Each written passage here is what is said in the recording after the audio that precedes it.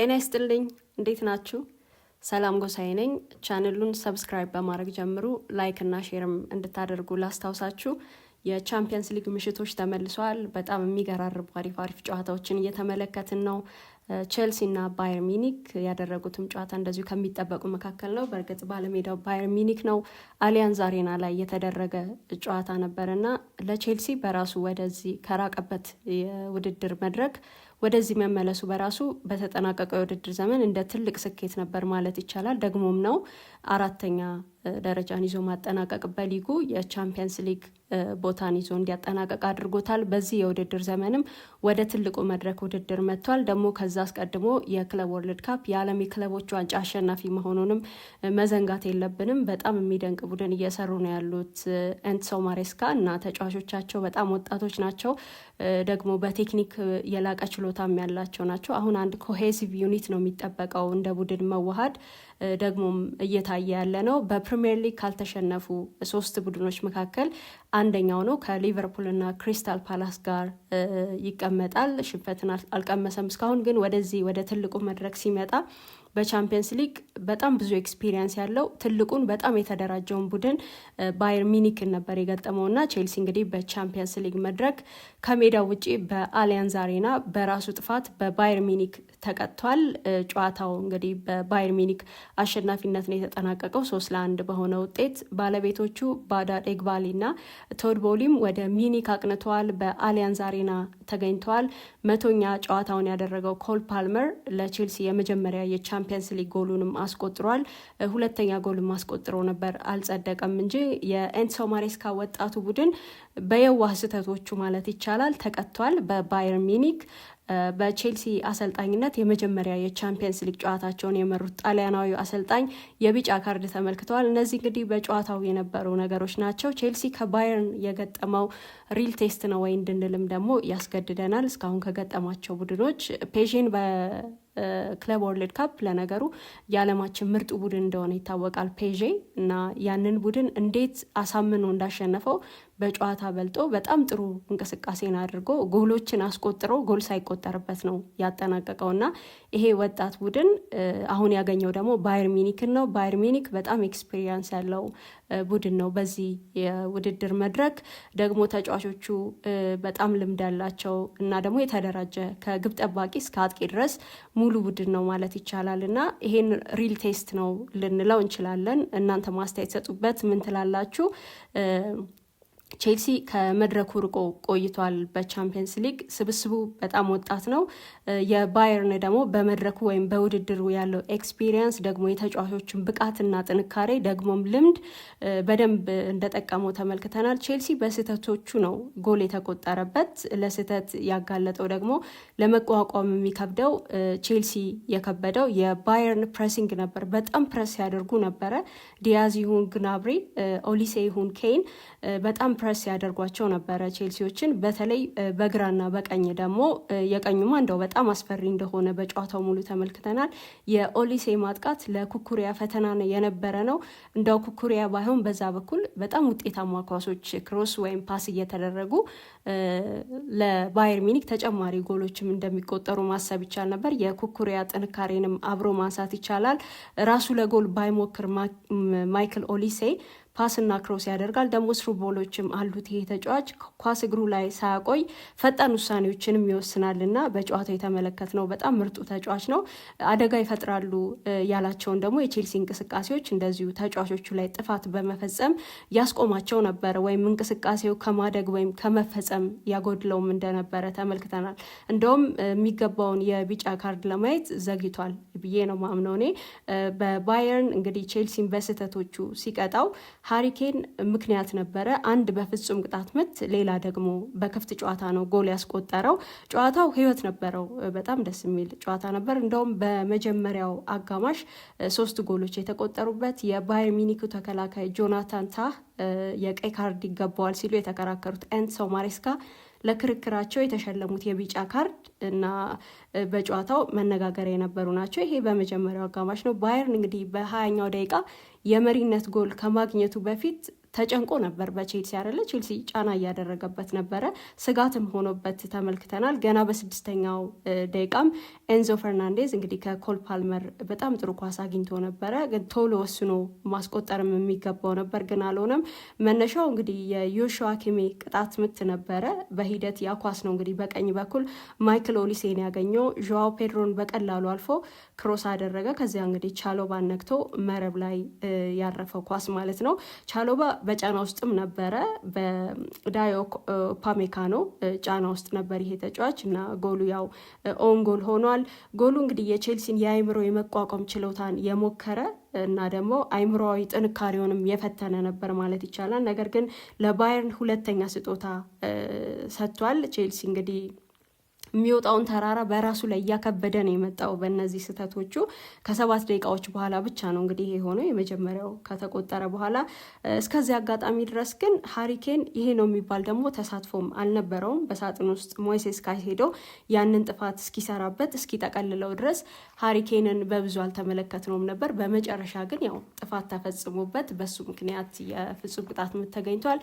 ይሄ ጎል ማለት ሃሪኬን ያስቆጠረው የእንግሊዙ ካፕቴን ይህንን ክለብ መቀላቀሉ የበለጠ ትርጉም እንዲኖረውም አድርጓል። በቻምፒየንስ ሊግ ውድድር ለ2 ክለቦች በመጫወት 20+ ወይም ከ20 በላይ ጎሎችን ካስቆጠሩት ከክሪስቲያኖ ሮናልዶ እና ኔይማር ጁኒዮር ጋር አተካክሎታል። እነሱ ተቀላቅሏል። በዚህ ስታት በውድድሩ ለቶተንሃም ሆትስፐር 21 ጎሎችን አስቆጥሯል እና እነዚህ 3 ተጫዋቾች በቻምፒየንስ ሊግ ለተለያዩ 2 ክለቦች 20 እና ከዛ በላይ ጎሎችን ካስቆጠሩት ውስጥ ነው የሚጠቀሱት።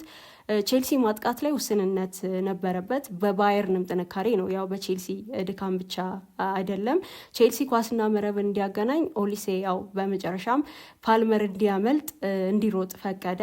በየትኛውም ሁኔታ ደግሞ በድንቅ ብቃት የሚገለጠው የሚገርም የቴክኒክ ብቃት ያለው በእግር ኳስ ያው ታውቃላችሁ ከባዱ ነገር እግር ኳስን አቅልሎ መጫወት ነው። ለፓልመር ግን ይቻላል ይሄ። እናም ያንን የሚያደርገው ፓልመር ከኳስ ጋር ሮጠ፣ ወደ ጎል የላከው ኳስ ወይም ያደረገው ሾት ማኑዌል ኑዌርን ከማለፉ በፊት እንግዲህ ፓልመር ከጉስቶ ጋር የ1-2 ቅብብል ተጫውቷል። ቼልሲ ከፓልመር ጋር በጣም የተሻለ ቡድን እንደሆነም የተመለከትንበት ነበረ።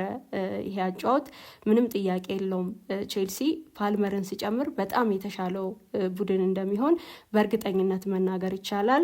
ታዲያ የማሬስካ ቢጫ መነሻ የሆነው ምክንያት እዚህ ጋር ነበረ። ቼልሲዎች ጎሉን ሰለብሬት በሚያደርጉ ጊዜ ፔድሮ ሜዳ ላይ ወድቆ ነበረ ከታህ ጋር በነበረው ግጭት ማለት ነው። ማሬስካም 4ኛው ዳኛ ላይ እንግዲህ ቁጣቸውን ብስጭታቸውን ገለጡ። በንዴት ጦፈው ነበር ያንን ሲያደርጉ የነበሩት። በመጨረሻ ግን ድርጊታቸው በቢጫ ካርድ ተደመደመ። ከዛ በኋላ ተረጋግተዋል እኛ አሰልጣኝ። የማሬስካ አሰላለፍ የክለብ ወርልድ ካፕ ስኬት መንፈስ ያለው ነበር ማለት ይቻላል። እንግዲህ የቡድኑ አምበል ሪስ ጄምስ በአማካይ ማጫወት እሱን እና ደግሞ በቀኝ በኩል ማሎ ጉስቶ ከፓልመር ኋላ እንዲጀምር ነበር የሆነው። በእርግጥ ሁኔታው በፓልመር ጎል ከፍሏቸዋል በዛ እንቅስቃሴ። ነገር ግን በመጨረሻም ለማሸነፍ አልረዳቸውም። ለፓልመር 100ኛ ጨዋታው ነበረ። ለቼልሲ ደግሞ እንደዚሁ በቻምፒየንስ ሊግ የመጀመሪያ ጎሉን ያስቆጠረው። በመጀመሪያው አጋማሽ ኳስና መረምድ ከማገናኘት ባለፈ በጣም በጊዜ የጎል እድል ፈጥሮ ነበረ። ኤንዞ ቢጠቀምበት ቼልሲ መሪ ሆን ነበረ። ቡድኑ እንዲመራ የማስቻል እጣ ፈንታው ያው በኤንዞ ላይ ነበረ። የላይመ ጊዜውን የጠበቀ ብሎ ግን አልፈቀደለትም እና ያንን ሳያደርግ ቀርቷል። ወይም ጎሉ አልተቆጠረም እንጂ ሌላ ታሪክ ይሆን ነበር። እንደውም አሁን የምናነሳው ያ ጎልም ተቆጥሮ ቢሆን ኖሮ በዛ በመጀመሪያ ደቂቃ አጋማሾች ቼልሲ ደግሞ የበለጠ ማጥቃት ወይም ስጋት እየነበረ እንደነበር ተመልክተናል በመጀመሪያዎቹ ደቂቃዎች ባየር ሚኒክ ላይ እና ይሄ ጎል ቢቆጠር ኖሮ በጣም ጥሩ ይሆን ነበረ። በጨዋታው የሚደንቅ ብቃት የነበረው ኦሊሴ ነው። በተለይ ደግሞ በመጀመሪያው 45 ደቂቃ የባየርን ትርጉም ያላቸው ማጥቃቶች ሁሉ መነሻቸው ኦሊሴ ነበረ። ሮበርት ሳንቼዝ ፋይን ሴቮች ነበሩት። ዛሬ እንደውም በቼልሲ የተሻለው ተጫዋች ነበር ማለት ይቻላል። ስለ ግብ ጠባቂዎች ግን ካነሳ በተቃራኒው ደግሞ ማኑዌል ኑዌ ስለ ስዊፐር ኪፐር ስናነሳ በዘመናዊ እግር ኳስ እንግዲህ ደጋግመን የምንሰማው ነገር ነው። በምሳሌነት ወይም በቀዳሚነት የምንጠቅሰው ተጫዋች ይሄንኑ ጀርመናዊ ማኑዌል ኑዌር ነው እና ባየር ሚኒክ 12 ተጫዋቾችም ነበሩት ማለት ይቻላል። ግብ ጠባቂና ደግሞ አውትፊልድ ፕሌየር ሲሆን እንደዛ ካልሆነ ደግሞ በአንዳንድ አጋጣሚዎች በቃ 11ዱም አውትፊልድ ፕሌየር እንደሆኑ እየተመለከትን ነበር። በተቃራኒው ግን ሳንቼዝ ያው ብዙ ወቀሳ የሚነሳበት ግብ ጠባቂ ነው። ቼልሲ ይህንን የውድድር ዘመን ከሱ ጋርም ስለመጀመሩ ጥርጣሬዎች ነበሩ።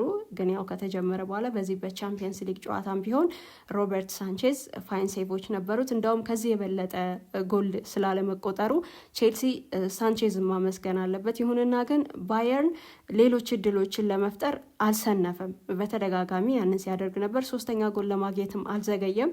በማሎ ጉስቶ አስከፊ ስህተት ነው እንግዲህ ይሄ ሆነው ሳንቼዝ ከመቆጠር ያላዳነው ኳስ ነው እንግዲህ። ስለዚህ ይሄ ስህተት የሳንቼዝ ሪያክሽን ደግሞ ብዙ የሚነግረን ነው። ስለዚህ ጉስቶ ስለሰራው ስህተትና ሪያክሽኑን ተመልከታችሁ ከነበረ በጣም በብስጭት እየተቆጣው ሲናገር ነበርና ግን ጎል ከመሆን አላዳነውም ወይም ከመቆጠር አልቀረም። ይሄ ኳስ በጨዋታው ፓልመር ሌላ በጣም የሚያምር ጎል አስቆጥሮ ነበረ። በኦፍሳይድ ምክንያት እንግዲህ በቫር ያልጸደቀው ነው።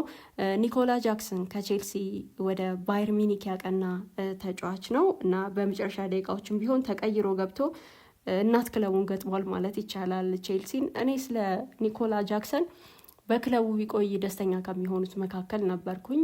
በእርግጥ ያው ጎል ማስቆጠር ነው ዋና አላማው፣ ግን ደግሞ ከዛ ውጪ ይሄ ተጫዋች በሜዳ ላይ የነበረውን አስተዋጽኦ በተጎዳ ጊዜ የነበረውን ቼልሲ አስታውሰን ወይም እሱን በቅጣት በማያገኝባቸው ጨዋታዎች አስታውሰን ስለሱ ጥቅም ወይም ሜዳ ላይ በሚኖር ጊዜ ጎል ከማስቆጠር ውጪ ስላለው ነገር ከኳስ ውጪ ስለሚያደርገው እንቅስቃሴ በጣም ብዙ ማለት እንችላለን። በተለይ ለአሰልጣኞች ታክቲካል ለሆነው ነገር አሁን ኦፍ ደ ቦል የሚደረግ ሙቭመንት በጣም ወሳኝ ነገር ነው እና ያንን ማንሳት እንችላለን። ስለ ኮል ፓልመርም በዚህ ሁኔታ በነገራችን ላይ ብዙ ማለት እንችላለን። ጎል ባያስቆጥር እንኳን የቦታ አያያዙ በጣም የሚደንቅ ተጫዋች ነው። ደግሞ ሌሎች ተጋጣሚዎች እሱን ለመያዝ በሚያደርጉት ጥረት ወይም የሚቀንሳቸው ተጫዋቾች ቁጥር በጣም ብዙ ስለሆኑ ኦፍ ደ ቦል በሚደረግ እንቅስቃሴ እነዚህን ተጫዋቾች መጥቀስ ይቻላል። በመጨረሻም ግን ወደ ባየርን አቅንቷል። ደግሞ ድራማዊ እንደነበርም ተመልክተናል ይሄ ዝውውር እና ተቀይሮ ገብቶ ያው ቼልሲን ገጥሟል በጨዋታው።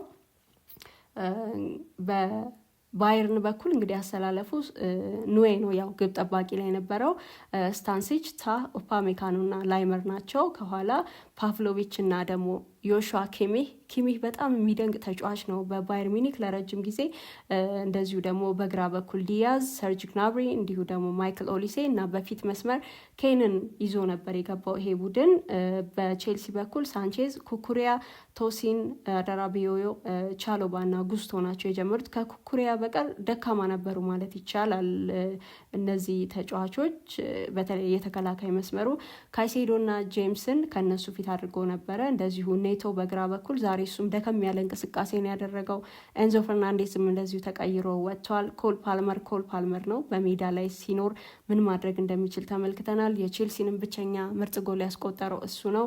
እንደዚሁ ደግሞ ዡዋው ፔድሮም በዚህ ጨዋታ ላይ የፊት መስመሩን የመራ ተጫዋች ነው እና በዚህ አሰላለፍ ነበር የመጣው። እንግዲህ ባየር ሚኒክ ብዙ ሹቶችን አድርጓል 16፣ ቼልሲ ደግሞ 9 ኦን ታርጌት። ከነዚህ መካከል ለባየርን ከ16ቱ 5ቱ ኢላማቸውን የጠበቁ ነበሩ፣ ከ9 ደግሞ 3ቱ ለቼልሲ። እንግዲህ እድል በመፍጠርም አሁንም ባየር ሚኒክ የተሻለው ቡድን ነው 12፣ ከቼልሲ በ5 የተሻለ ነው። ቼልሲ 7 እድሎችን ነው የፈጠረው።